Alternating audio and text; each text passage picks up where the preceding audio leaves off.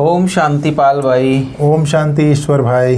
पाल भाई, आज हम सोनत्ति के लिए ज्ञान चिंतन में खास बैठे हैं और आज विशेष 16/6/26 जो बाबा की शिक्षा है, महावाक्य है, इसके ऊपर हम थोड़ा ज्ञान चर्चा करेंगे, विचार सागर मंथन करेंगे। और विशेष आज बाबा ने कहा है कि तुम अभी सच्चे सच्चे राजयोगी हो। खास राजयोगी की परिभाषा बाबा ने आज समझाई है।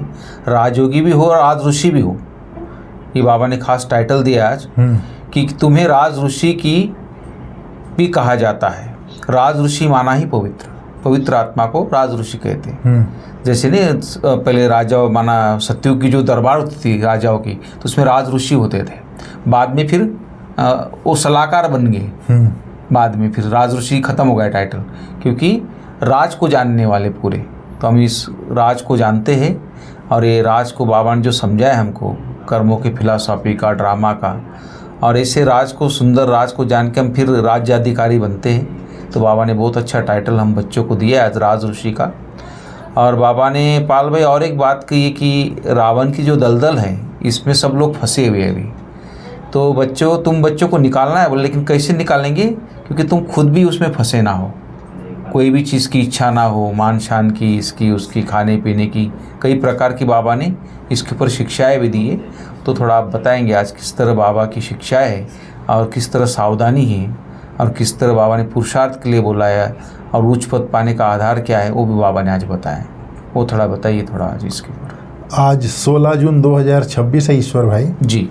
आज जैसे मीठे शिव बाबा ने कहा, जी मीठे बच्चे तुम अभी सच्चे सच्चे राजयोगी हो जी, और तुम्हें राज ऋषि भी कहा जाता है। बिल्कुल। राज ऋषि माना ही पवित्र। जी।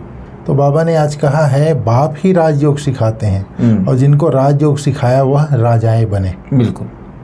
तो ये जो राजयोग बाबा सिखाता है हमको आकर के संगम युग में, तो इसमें राजयोग का मतलब दो चीज़ें हैं। एक तो सृष्टि के आदि मध्य अंत का जो गूढ़ राज है उसको बाबा आकर के हमको नॉलेज देता है। बिल्कुल।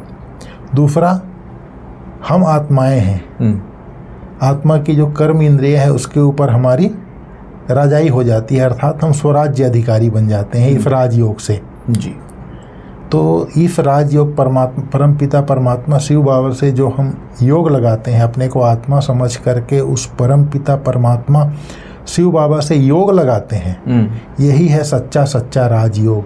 ऐसे तो भक्ति मार्ग में भी गाया हुआ है पतंजलि का राजयोग, विवेकानंद का राजयोग, लेकिन ये परमपिता परमात्मा शिव बाबा ने जो हमको राजयोग सिखाया है, अपने को आत्मा समझ करके उस परमपिता परमात्मा बाप को याद करना, ये सच्चा राजयोग है।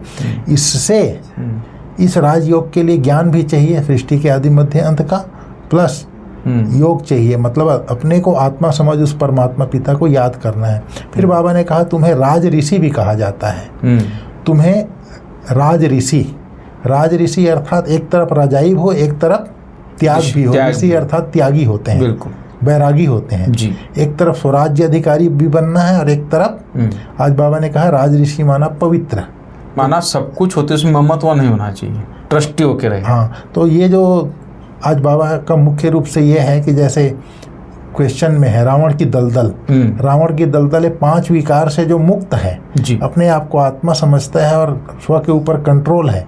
एक तो राज हो गया, आत्मा के कर्म इंद्रियों के ऊपर राज हो गया, और ऋषि माना पवित्र। पवित्र कौन है? जो जैसे आपने बोला, तुम बच्चे मनुष्यों को माया रूपी रावण की दलदल से कब निकाल सकेंगे?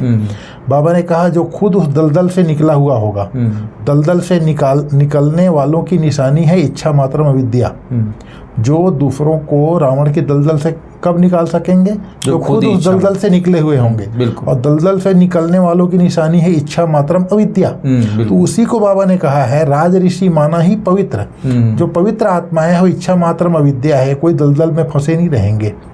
तो एक तरफ स्वराज्य अधिकारी राजा भी बन गए, एक तरफ इच्छा मात्रम अविद्या बनना अर्थात पवित्र बनना। तो राज ऋषि भी माना ही पवित्र बोला बाबा। तो बाबा ने कहा एक तो दूसरों को जो दलदल से निकालने वाले हैं वो इच्छा मात्र अविद्या होंगे, उनको एक बाप के सिवाय और कुछ भी याद ना आए। अच्छा कपड़ा पहने, अच्छी चीज खाएं, यह लालच न हो। तुम पूरा ही वनवाह में हो, इस शरीर को भी भूले हुए मेरा कुछ भी नहीं। मैं आत्मा हूँ। ऐसे आत्माभिमानी बच्चे ही रावण की दलदल से मनुष्यों को निकाल सकते हैं। जरा भी देह भान आया, देह भान देह अभिमान आया तो दलदल में फंसा। जो दलदल में फंसेगा वो दूसरे को क्या निकालेगा? नहीं निकाल पाए, खुद ही फंसा हुआ है। खुद ही फंसा हुआ है, तो फंसे हुए को कैसे निकालेगा? जी जी। तो उसी को बाबा ने कहा, एक शब्द में बोल दिया, इच्छा मात्रम अविद्या। जी। और इच्छा मात्रम अविद्या बनने के लिए हमको अपने स्वमान में रहना पड़ेगा। जो स्वमान में स्थित रहते हैं वही हद की इच्छाओं का त्याग कर इच्छा मात्रम अविद्या बन जाते हैं। तो पाल भाई, आज गीत बजाए तू प्यार का सागर है, तो इसके ऊपर ही बाबा ने कुछ बताया आज बाबा ने बताया बाबा ने कहा बाप प्यार का सागर है जी, तभी तो सब उनको फादर कह के पुकारते हैं। परंतु वह कौन है, कैसे आते हैं, यह भूल जाते हैं। 5000 वर्ष की बात है, बरोबर इन देवी देवताओं का राज्य था। सतयुग में है सदगति, फिर दुर्गति कैसे होती है कौन बताए? बाप ही आकर समझाते हैं। द्वापर से तुम्हारी दुर्गति हुई है तब तो बुलाते हैं। तुम समझते हो यह कोई नई बात नहीं है। बाप कल्प कल्प आते हैं, अभी निराकार बाप आत्माओं को समझाते हैं। कोई भी अपनी आत्मा को नहीं जानते, कोई जानता ही नहीं था कि मैं आत्मा हूँ, शरीर ही समझते थे अपने आप को। ऐसे कभी कोई नहीं बताएंगे कि हमारी आत्मा में सारा पार्ट भरा हुआ है। कभी नहीं कहेंगे कि मैं अनेक बार यह बना हूँ, पार्ट बजाया है। ड्रामा को वह जानते ही नहीं। तो इसीलिए बाबा ने कहा तू प्यार का सागर है, तेरी एक बूंद के प्यासे हम। तो उसके लिए आज बाबा ने कहा प्यार का सागर है बाबा, आओ हमको प्यार दो, दुर्गति से सदगति में ले जाओ। इसलिए ये गीत बजा है आज बाबा का। फिर बाबा ने कहा है यहाँ जो है जैसे कुछ भी खाने पीने की इच्छा ना हो, वनवाह में रहना है। जैसे कन्याएं शादी होती है तो सब कुछ उतार देती है, जेवर गहने वगैरह, पुराना कपड़ा पहन के उनका हल्दी कुमकुम लगता है। उसी प्रकार आज बाबा ने कहा है सेफ्टी के लिए तुम यहाँ जेवर आदि पहनने का भी शौक नहीं होना चाहिए। क्योंकि आजकल राह चलते कोई छीन लेता है, कोई लूट लिया, फिर घर वाले कहेंगे तुम बीके को देकर आ गई। इसलिए आजकल तो माताएं भी लूटने वाली बहुत निकली है, बाबा कहता है। ये फीमेल भी डाका मारती है, दुनिया का हाल देखो क्या हो गया है। इसलिए बाबा कहता है ये जेवर आदि भी नहीं पहनने हैं। फिर बाबा ने कहा हम यहाँ शिवालय में बैठे हैं शिव बाबा के साथ। वह सत्य है, चैतन्य है, आनंद स्वरूप है, आत्मा की ही महिमा है। बिल्कुल। फिर बाबा ने कहा आत्मा ही कहती है प्रेसिडेंट हूँ, मैं फलाना हूँ, और तुम्हारी आत्मा क्या कहती है, हम ब्राह्मण हैं जी, बाबा से वर्षा ले रहे हैं। आत्माभिमान में रहना है, इसमें ही मेहनत है। यह मेरा फलाना है, यह मेरा है, यह याद रहता है। हम आत्मा भाई भाई हैं, यह भूल जाते हैं। यहाँ मेरा मेरा छोड़ना पड़ता है। मैं आत्मा हूँ, इनकी आत्मा भी जानती है। बाप समझा रहे हैं, मैं भी सुनता रहता हूँ।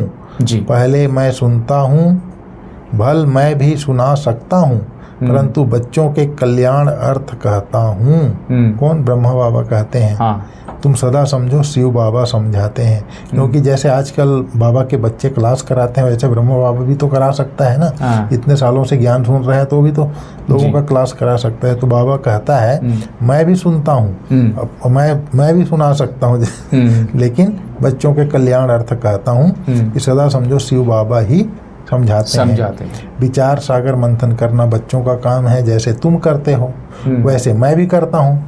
नहीं तो पहले नंबर में कैसे आएंगे, बाबा कहते हैं। विचार सागर मंथन करना ही पड़ेगा। हाँ, पढ़ाई है ना, पढ़ाई है। तो इसीलिए तो बाबा को फॉलो करो कहते हैं ना। बाबा ने जो किया वो हमको करना है जी। तो ये मुख्य रूप से आज राजयोगी राजऋषि रावण की दलदल से निकालना है, तो प्यार का सागर है। इन सब चीज़ों के ऊपर में आज बाबा ने मुरली चलाई।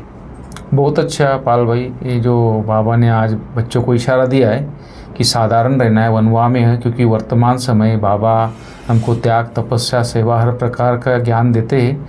और राजे हमें सतयुग में देते हैं, माना भविष्य में हमें राजा ही देते। तो त्याग का फल भी हमको देते, इसलिए कि नहीं देते। जो त्याग करते उसका फल भी महान है। इसलिए बाबा बोलता है कि बच्चे अभी साधारण रहना है, वनवाह में रहना है, लेकिन तुम अगर खुद भी दलदल में फंसे होगे तो कैसे निकालोगे। इसलिए बाबा बोलता है कि मेरा मेरा सब छोड़, अपने को आत्मा समझना है, आत्माभिमानी रहने की मेहनत करनी है।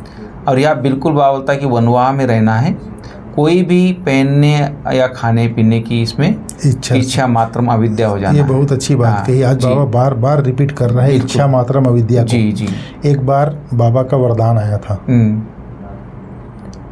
हद की इच्छाओं को छोड़, सोमान में स्थित रह, हद की इच्छाओं को छोड़, इच्छा मात्रम अविद्या बनना है। जी हाँ, बहुत अच्छा वरदान। इच्छाओं को छोड़ जी, इच्छा मात्रम अविद्या बनना है। फिर बाबा ने कहा जो बच्चे स्वमान में स्थित रहते हैं उन्हें हद का मान प्राप्त करने की इच्छा नहीं रहती। बिल्कुल सही है, मांगने की आवश्यकता नहीं रहती। फिर बाबा ने कहा हद की इच्छा कभी भी पूरी नहीं होती। ऐसे भी जो बड़े रॉयल घराने के लोग होते हैं ना, वो सोमान में रहते ना, अगर उनको कोई चीज़ भी चाहिए लेकिन वो मांगते नहीं, उनकी इच्छा नहीं, उसको बोल देंगे देखो वो चीज़ आप ये कर देना, माना अपना मंत्री को बोल देंगे, लेकिन खुद वो मांगेंगे नहीं कभी, माना वो इच्छा, माना दिखाते भी नहीं वो इच्छा। तो रॉयल्टी होती है, रॉयल आत्मा। तो बाबा ने कहा जो बच्चे सोमान में रहते हैं उनके हद का मान प्राप्त करने की इच्छा नहीं होती। एक सोमान में सर्वहद की इच्छाएं समा जाती है, मांगने की आवश्यकता नहीं रहती। बाबा ने कहा हद की इच्छा कभी भी पूरी नहीं होती। एक हद की इच्छा अनेक इच्छाओं को उत्पन्न करती है और एक सोमान सर्व हद की इच्छाओं को सहज ही संपन्न कर देता है। बहुत अच्छा। इसलिए श्रेष्ठ सोमानधारी बनो तो सर्व प्राप्ति स्वरूप बन जाएंगे, इच्छाओं की अप्राप्ति एवं अविद्या हो जाएगी। बिल्कुल। तो इसके लिए सोमान में रहना है। बाबा कहता है इच्छा मात्रम अविद्या बनने के लिए अपने रुहाब में रहना है, अपने ईश्वरीय रुहाब में। सही कहा पाल भाई। देखो आपने वो वरदान को याद किया और मेहनत करके उसको याद रखा, तब जाके वो आपको याद आया कि सोमान की क्या वैल्यू है। इसलिए ज्ञान का मनन चिंतन बहुत ज़रूरी है। जब ज्ञान बुद्धि में रहेगा तभी हम इच्छा मात्रम अविद्यायी बन सकते हैं, क्योंकि उस चीज़ का ज्ञान भी होना चाहिए हमको कि भगवान की, भाई भगवान ने इतना कुछ हमको दिया है और भगवान का डायरेक्शन बच्चे मांगने से मरना बोला, और कोई भी चीज़ में इच्छा नहीं रखनी चाहिए। और दूसरी बात बाबा बोलता है कि पाठ बजाते हुए कर्म करते अपने शांति धाम और शांति धर्म में स्वधर्म में स्थित भी रहना है, और शांति धाम को भी याद करते रहना है, और सुख धाम को याद करना है, और दुख धाम को भूल जाना है। ये बातें मुख्य बातें आज थी, और वरदान भी बहुत अच्छा है पाल भाई। आज बहुत अच्छी बात बताई। एक क्लास सुन रहा था मैं जी। जैसे मैं शांत स्वरूप आत्मा हूँ हम लोग तो कहते हैं जी, लेकिन कर्म में शांति की अवस्था में मैं कर रहा हूँ, तब ये सोमान तो मैंने नहीं ले लिया, लेकिन सोमान का स्वरूप कब बनेंगे जब हमारे कर्म में शांति हो। हाँ बिल्कुल। जैसे मैं प्रेम स्वरूप आत्मा हूँ, प्रेम के सागर बाप की संतान हूँ तो कह रहा हूँ, लेकिन कर्म करते हुए क्या मैं प्रेम स्वरूप हूँ? अभी देख, एक उदाहरण के लिए देखता हूँ मैं, खाना खाते हैं, बर्तन रखने जाते हैं, कितना जोर से रखते हैं। अरे बर्तन से भी प्यार कर लो, प्यार से रखो ना, क्या जाता है, संस्कार तो हमारा ही अच्छा बनेगा। बर्तन तो भले हम दोबारा ले आएंगे, लेकिन मैं कैसे रख रहा हूँ। जैसे अभी मम्मा का चल रहा है ना, मम्मा धरती में पाँव रखती थी तो आवाज भी नहीं आता था, जैसे धरती से भी कितना प्यार था मम्मा का, वैसे ही बर्तन है, कोई चीज है, उसको क्यों हम उठा के जोर से रखें। सही बात है, एक एक कर्म बाबा सिखाता है। तो शांति स्वधर्म में स्थित होने के लिए शब्द के साथ बोल में भी हो, कर्म में भी शांति हो। जी बिल्कुल पाल भाई। आज वरदान है रूहाब और रहम के गुण द्वारा विश्व नव निर्माण करने वाले विश्व कल्याणकारी हो, वो थोड़ा बताइए किस तरह। आज बाबा ने कहा विश्व कल्याणकारी बनने के लिए जी मुख्य दो धारणाएं आवश्यक हैं। एक है ईश्वरीय रूहाब और दूसरा रहम। जैसे आत्मा में रहम का गुण होता है और एक होता है ईश्वरीय, अपने रूहाब में रहो कि मैं कौन हूँ, मैं आत्मा मास्टर सर्वशक्तिवान हूँ, उस रूहाब में भी रहना है और एक तरफ रहम भी करना है। तो वो चीज़ शक्तियों के चित्र में दिखाते हैं, बाबा कहता है। तो बाबा ने कहा विश्व कल्याणकारी बनने के लिए मुख्य दो धारणाएं आवश्यक है। एक है ईश्वरीय रूहाब, दूसरा रहम। अगर रूहाब और रहम दोनों साथ साथ और समान है तो रूहानियत की स्टेज बन जाती है। हाँ। तो जब भी कोई कर्तव्य करते हो व मुख से शब्द वर्णन करते हो तो चेक करो रहम और रूहाब दोनों समान रूप में हैं। शक्तियों के चित्रों में इन दोनों गुणों की समानता दिखाते हैं। इसी के आधार पर विश्व नवनिर्माण के निमित्त बन सकते हैं। ये चीज़ मैं देखता हूँ, जैसे हमारे बड़े हैं सीनियर, इन्होंने मम्मा बाबा की पालना ली है, जैसे कोई भी चीज़ होता है तो जाते हैं लोग बड़ों के पास, लेकिन बड़े लोग ईश्वरीय रुहाब और रहम दोनों के अनुसार वो लोग कर्म करते हैं। रहम भी करते हैं लेकिन रुहाब में भी रहते हैं। हाँ बिल्कुल। बड़े लोगों का अक्सर जिन्होंने ईश्वरीय मर्यादा का जीवन जो पालन किया है और पूरा जीवन गुजारा है, उन लोगों के जीवन से प्रत्यक्ष दिखाई देता है। बिल्कुल। ये नहीं कि तुरंत एक रहम कर दिया, लव एंड लॉ का बैलेंस रखते हैं वो लोग। हाँ बिल्कुल। तो इस तरह से शक्तियों के चित्रों में इन दोनों गुणों की समानता दिखाते हैं। इसी के आधार पर विश्व नवनिर्माण के निमित्त बन सकते हैं। पाल भैया स्लोगन है कि बाप के प्यार में पीछे व्यर्थ संकल्प न्यौछावर कर दो, वही सच्ची कुर्बानी है। सच्ची तो कुर्बानी है। वो थोड़ा बताइए। कुर्बान जाना अर्थात न्यौछावर हो जाना। जैसे कोई किसी के पीछे न्यौछावर हो जाता है ना, वैसे व्यर्थ संकल्प के प्यार है बाप से, तो व्यर्थ संकल्प को न्यौछावर कर दो, अर्थात कुर्बान कर दो, उसको उस पर चढ़ा दो जी। अभी कल संडे की मुरली चली थी ना, उसमें बाबा ने क्या कहा, रोज की मुरली का मनन करेंगे, मनन करके उसका चिंतन करेंगे तो व्यर्थ खत्म हो जाएगा। और इसके 2 संडे पहले बाबा ने क्या बोलते हैं, वरदान और स्लोगन जो है इतने अच्छे हैं, वरदान और स्लोगन की भी महिमा की थी बाबा ने। ये सब चीजें जो बाबा हमको तैयार करके माल देता है, ये व्यर्थ से मुक्त करने के लिए सहज है। तो हम रोज की मुरली अगर चिंतन और मनन करते हैं, उसको रिवाइज और रियलाइज करते हैं, तो व्यर्थ को हम एक तरह से न्यौछावर कर देते हैं बाबा के ऊपर। मुरली को हमने अडॉप्ट कर लिया, स्वीकार कर लिया बाबा के महावाक्य को, व्यर्थ खत्म हो जाता है, न्यौछावर हो गया।